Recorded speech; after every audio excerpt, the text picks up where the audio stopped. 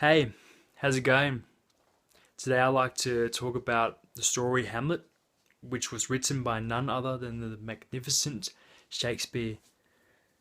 The story is about Hamlet, the Prince of Denmark, and in the start of the story, a ghost appears, which closely resembles that of the recently deceased King of Denmark, who also is the father of Prince Hamlet.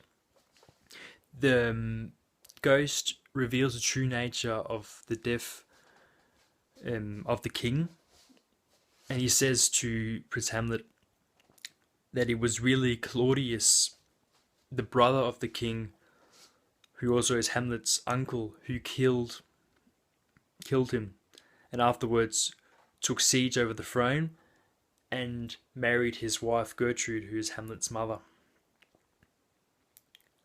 So Hamlet becomes very obsessed about the thought of avenging his father's death, but he's very uncertain about if he should really carry out this vengeance and if Claudius indeed really is guilty.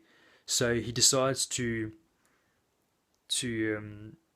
create a play in the theater where he makes different performers reenact how the death of his father was carried out by the hands of Claudius, and forcing Claudius to watch this play. In the middle of the play, and King Claudius, he can't watch the play anymore, so he decides to leave. In this moment, Claudius is sure that King Claudius indeed is guilty, so he decides to carry out his vengeance. The first thing he does is he confronts his mother, Gertrude, about the true natures of the death of his father. In this moment, he notices somebody is standing behind a curtain, and in this moment he believes that it is King Claudius. So he makes a very rash and violent decision, and takes his sword and stabs it through the curtain. Unfortunately, it turns out that the man behind the curtain was a man called Polonius. So Hamlet accidentally kills an innocent man. Polonius is also the father of Hamlet's love, Ophelia. So he really messed up, that's for sure. So then Claudius, he knows now that Hamlet knows the truth of the death, so he wants to get rid of Hamlet, obviously. So he tries to convince people that Hamlet is a madman and crazy and doesn't know what he's doing. And when he accidentally kills, sorry about that, Polonius, he now has an excuse for exiling Hamlet. So Hamlet is exiled to England, but the king sends out an order to assassinate Hamlet when he arrives in England, because King Claudius ain't taking no chances. So unfortunately, or fortunately, depends whose side you're on, Hamlet survives the encounter and escapes with his life. And then later on, he decides to travel back to Denmark. But he has a pretty bad timing because he arrives just at the funeral of his love, Ophelia, who committed suicide because he couldn't handle how Hamlet pushed her away because he was so obsessed about avenging the death of his father. Yeah. Then later on, a man called Laetus, or Laetus, which I choose to pronounce it that way, feels more natural.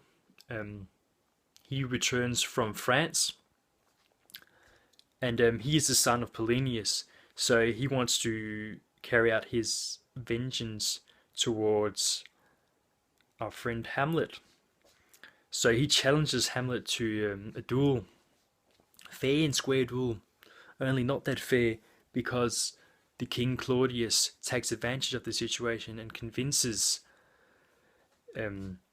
Laertes to coat his sword with poison so that he's sure that if he just gets one cut, Hamlet will die and Laertes will get his revenge. So they duel, and also the Claudius also because he really wants to make sure that Hamlet dies. He fills up a goblet with poison, and the rules of the duel is that when you get the first cut, you are supposed to drink the goblet as an honor. And Hamlet does get the first strike, though he chooses not to drink the goblet. He's a smart man. So that plan of Claudius is out the drain, and the fight goes on. But then Laertes does get a strike on Hamlet, but it's not that deep that the poison goes straight in, so he doesn't die instantly, Hamlet. But then they swap swords during the fight, Laertes and Hamlet, and Hamlet strikes down Laertes with the poison coated sword, and this Laertes dies very quickly from, and right before his death, he forgives Hamlet for killing his father because he learns about how it really happened. In this moment, Hamlet chooses to take a sword and stab it right through King Claudius and finally carry out his vengeance, which he was seeking for so long. And then Claudius dies, and in the same moment, our friend Hamlet dies, which sucks. And then also, just to make it really bad, a really tragic ending. The mother of Hamlet, Gertrude, she accidentally drinks of the poisoned-filled goblet, so she ends up dying too. So the whole royal family of Denmark, they end up, all the rightfully heirs end up dying in the same instantly.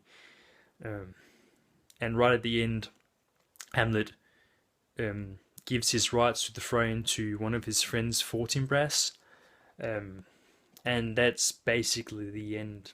So, very tragic ending, but not surprising when we're dealing with Shakespeare. That's all I had to say today. Thank you for listening.